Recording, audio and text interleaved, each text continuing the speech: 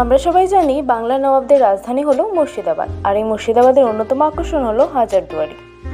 নবাব নাজিম হুমায়ুন ঝা 1829 সালে তৈরি করেছিলেন এই হাজারদুয়ারি। গোটা স্থাপত্যের রূপকার ছিলেন ডানকান ম্যাকলিওর। দেখলেই বোঝা যায় এই প্রাসাদের স্থাপত্যশৈলী ইউরোপীয় ঘরানায়, বিশেষ করে ইতালীয় সৌধগুলির সঙ্গে প্রচুর মিল।